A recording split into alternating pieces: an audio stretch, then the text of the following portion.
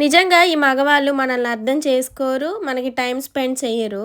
నేనెందుకంటున్నానంటే, మనం ఎంత పని జేషినా గూడా, "నువ్వే పని జేషినావు? ఇంట్లో పనే గదా!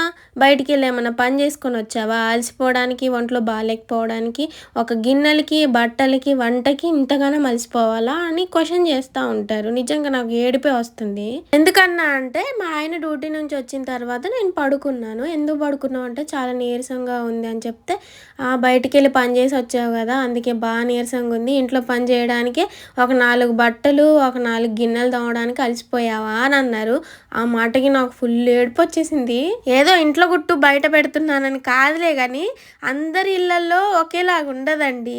అందరి ఇళ్లల్లో ఆడవాళ్ళ పరిస్థితి వేరే వేరే ఉంటది. అర్థం జేసుకునే మగవాళ్ళుంటారు. కొన్ని కొన్ని సార్లు అర్థం జేసుకుంటారు. కొన్ని కొన్ని సార్లు అర్థం చేసుకోరు. అలా అన్న వెంటనే నేనెందుకు ఊరుకుంటా? అదే పని నువ్వు చెయ్యి. నేను బయటికెళ్ళి పని చేసుకొనొస్తా అని. మాటలైతే లేవింకా. ఇల్లు చూడ్డానికి చిన్నగున్నా, పెద్దగున్నా ఇంట్లో పని చెయ్యాలే కానీ ప్రతి నిమిషం కూడా ఖాళీగా దొరకదు తెలుసా? ఇంట్లో పని చేస్తే ఏదో ఒక పని కొత్తగా పుట్టుకొనొస్తూనే ఉంటది. అసలు ఖాళీగే ఉండదు. దానికి తోడు పిల్లలు. ఎంత పనుంటదో మీరు ఆలోచించండి. అందుకే భర్తలకు చెప్తున్నా, మీ వైఫ్‌కి మీరెలా టైం ఇవ్వరు. కనీసం ఇలాంటి మాటలని తనని హర్ట్ చేయకండబ్బా ప్లీజ్.